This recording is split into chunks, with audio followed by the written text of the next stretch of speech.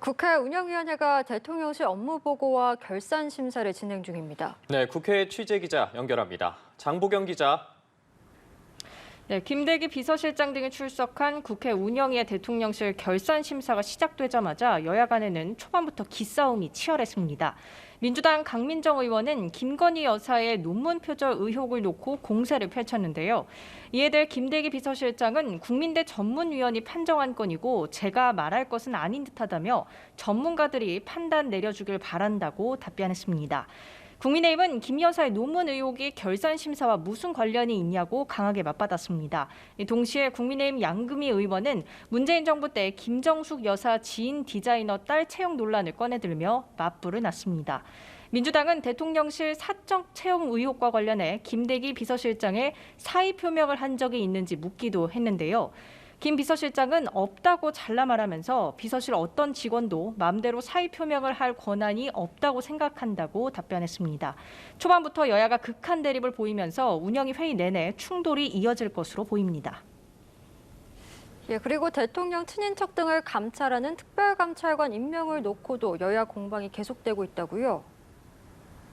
네, 그렇습니다. 윤석열 대통령이 국정쇄신 방안의 하나로 대통령 친인척 등을 감찰하는 특별감찰관 임명 요구를 수용하기로 한 뒤 후보 추천을 위한 국회 논의가 시작됐지만 여야 간에는 시각차가 여전합니다. 국민의힘 권성동 원내대표는 더불어민주당을 향해 하루빨리 특별감찰관, 북한 인권재단 이사, 국가교육위원회 위원 등 3개 기관에 대한 국회 추천 절차를 밟아야 한다고 말했는데요. 특히 북한 인권재단 이사 출천을 거부하는 이유를 국민 앞에 소상히 밝히라고 목소리를 높였습니다. 반면 민주당 박홍근 원내대표는 특별감찰관 추천 절차를 시작할 것을 재차 제안하면서 이 추천 절차가 대통령실 의혹을 덮는 방패막이 될 수 없음을 명심해야 한다고 강조했습니다. 우상호 비대위원장은 라디오에 나와 북한 인권재단 이사라는 갑자기 다른 조건을 갖다 붙이는 건 뜬금없어 보인다고 맞받았습니다. 네, 이번엔 여야 내부 상황도 알아보겠습니다. 국민의힘은 이준석 전 대표가 법원에 제출한 탄원서를 놓고 논쟁이 빚어졌다고요.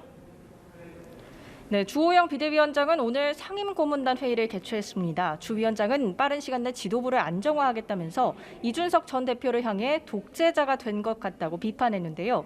이 전 대표가 주 위원장을 거론하며 법원 건의에 도전한다고 한 데 대해 응수한 겁니다. 비대위 효력정지 가처분 사건이 다음 주 이후 결정날 예정인 가운데 이 전 대표가 법원에 제출한 자필 탄원서도 공개됐습니다. 이 탄원서에는 사태를 주도한 절대자는 상황이 사법부에 의해 바로잡아지지 않는다면 신군부처럼 비상상황 선포권을 행사할 가능성이 있다는 윤 대통령을 겨냥한 듯한 내용이 담겼습니다. 이 전 대표는 탄원서 내용이 한 언론 보도를 통해 공개되자 의도적 유출을 의심하는 글을 SNS에 올리기도 했습니다. 민주당은 전당대회 전국 순회 일정을 이제 수도권만 남겨놓고 있습니다.